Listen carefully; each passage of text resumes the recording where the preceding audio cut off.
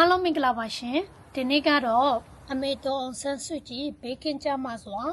ရှိကြောင်းကိုမိသားစုဝင်နဲ့အတူအများပြည်သူသိရှိဖို့အတွက်ပြုလုပ်တဲ့ Proof for Life campaign မှာကျွန်မ gardener တယောက်အနေနဲ့ကိုတတ်နိုင်တဲ့ဘက်ကနေအခုလိုပါဝင်သွားပါတယ်ဒီလှူရှားမှုမှာဆိုရင်ကျွန်မ gardener တယောက်အနေနဲ့ပေါက်ပန်းမျိုးစေ့82စေ့ကိုကျွန်မစိုက်ပျိုးသွားမှာဖြစ်ပါတယ်ဒီကနေ့စိုက်ပါမယ်စိုက်ပျိုးလို့ပေါက်ပြီးရရှိလာတဲ့အပင်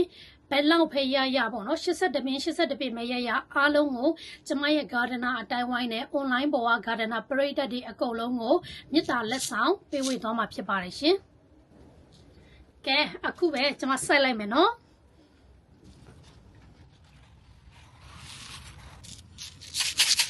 ကျမဒီမှာ82ခွက်ပေါ့နော်82ခွက်ကိုမျိုးစေ့82စေ့ထည့်ပါမယ်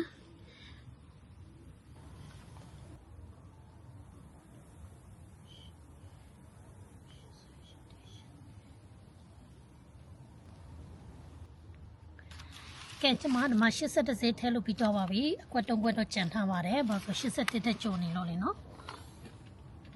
ပြုတ်ပင်လေးတွေကြီးထွားရှင်သန်လာတယ်လို့မျောလင်းချက်တွေလည်းပုံမိုးကြီးထွားလာပါစေလို့လည်းဆုတောင်းပါတယ်